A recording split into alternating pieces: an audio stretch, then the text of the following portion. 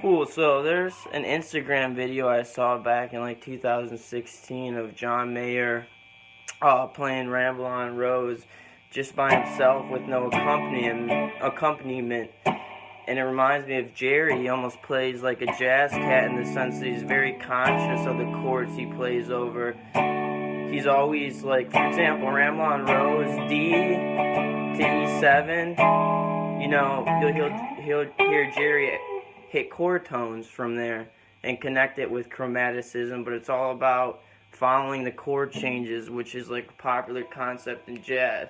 So before we dive into the licks, let's go like the chords of the song.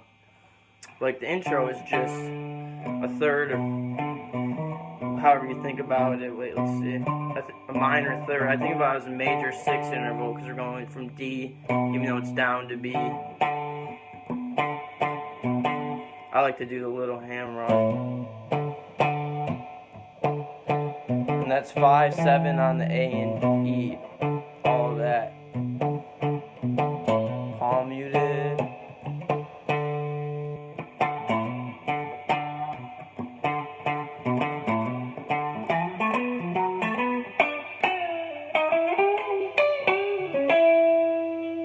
So it goes from D.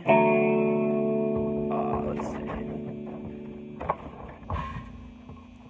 The verses are D. If you don't know the cage system, check that out. You can play a D like this. Bobby is always playing Ds differently. You can play a D like this. You can play it like this.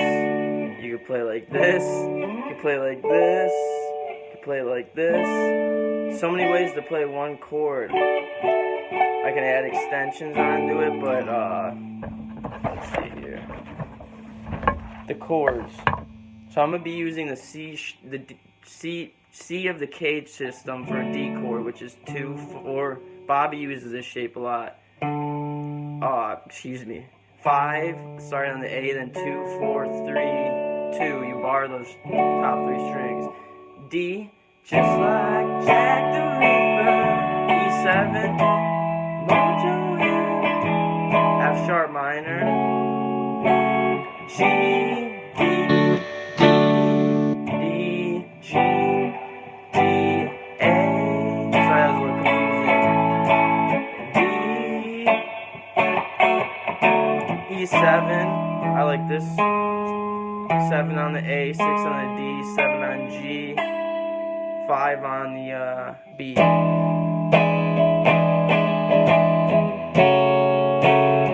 F sharp minor, G, D, G, A, and then sometimes you can go back to G, A, but I like to just hang out on the A, so D, I just said I wasn't going to do that shape, D, E7, F sharp minor, G,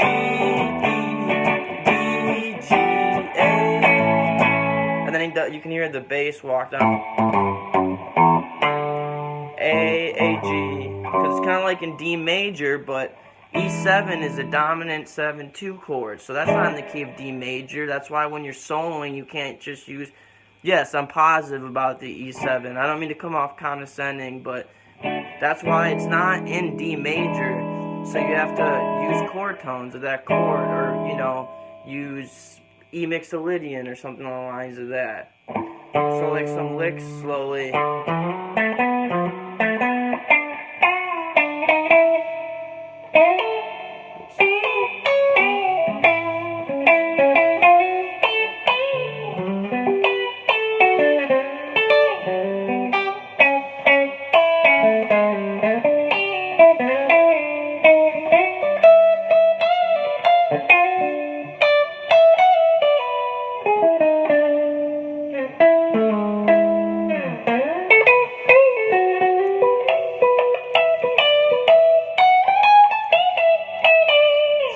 follow the chord changes with notes in the chord.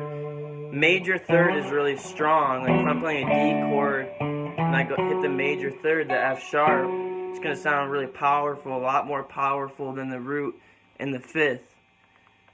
Dude, I'm actually talking to someone who's really cool in Tennessee right now. It's funny that you bring that up. She lives in like Chattanooga or something. I wonder if that's close to you. What's up, Christy?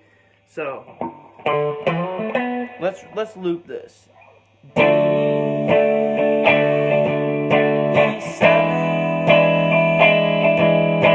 F sharp minor, G, D, G. I screwed that one up. You gotta hang on the D a little longer.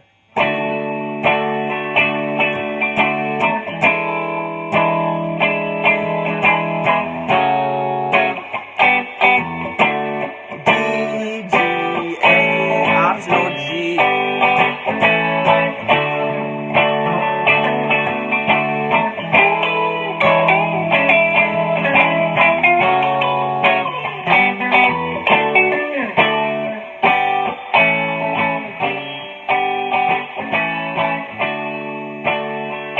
So, can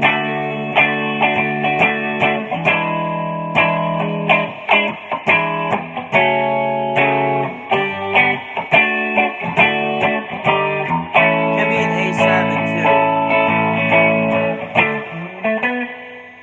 too. Did not loop that? It did not loop that. Oh shit. So yeah. See if you can hear the chord changes within just the solo.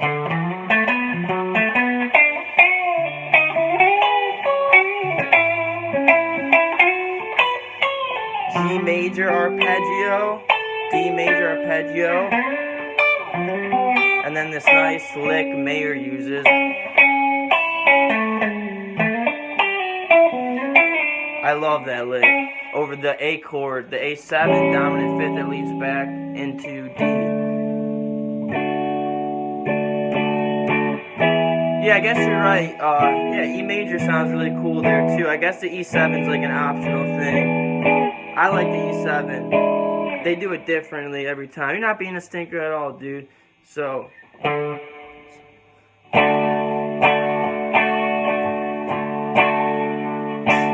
I'm having brain farts.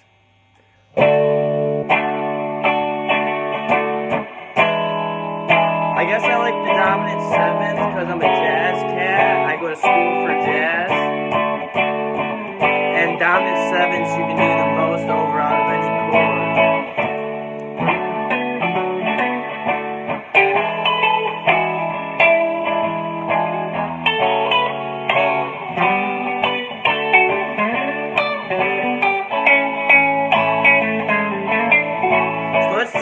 Lick over that A, that turnaround lick.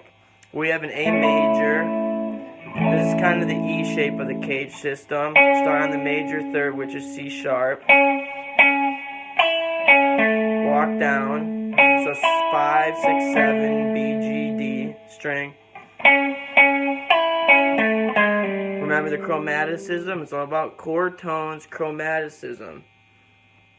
That's all it really is. You can't just use one scale and play it over this whole thing or you'll sound like shit, no offense.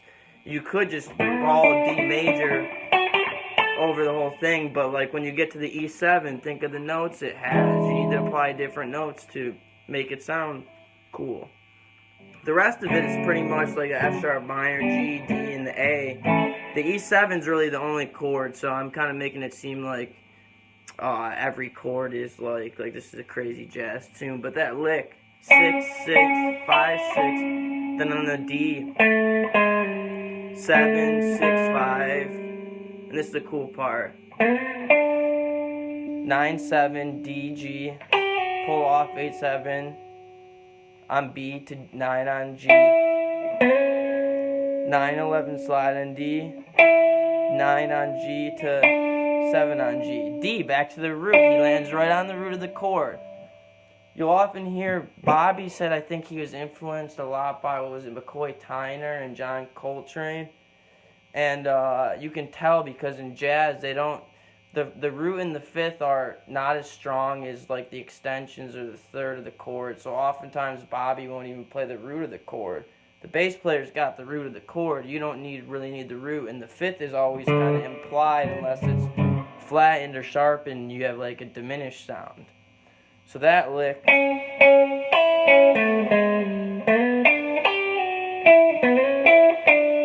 There's another cool one over the E7 that you can do. And like Danny said, E sounds really cool too, actually. This lick is almost like...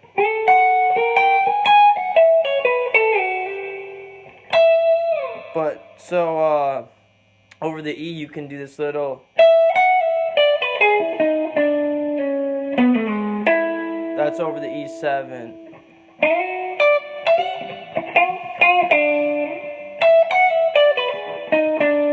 So it's 12 on the high E string, pull off 14, 12, 15, 12 on the B, walk down the E major arpeggio, 13 on the G, root note, 14, E note on the D string, it's a lot, 13, 12, chromaticism, then he eventually goes to 11.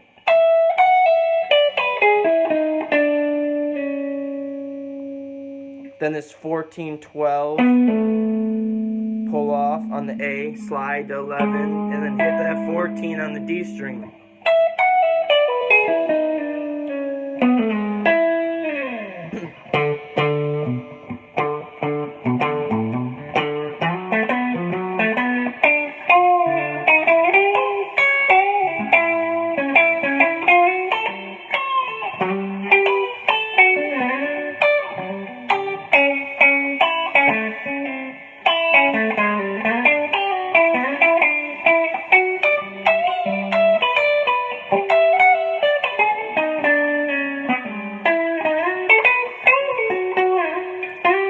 This is another cool one over the G. Triplets. It's G, 5, 4, 3 from the D to the G string, up an octave at 17, 16, 15.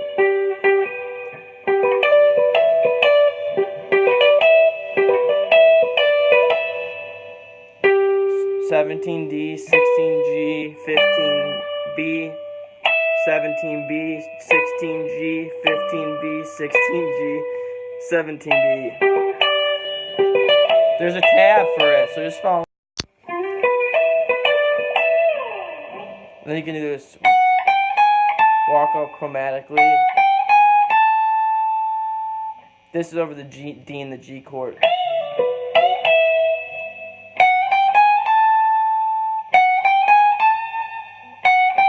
So we're walking from the major third, the F sharp, to the fifth.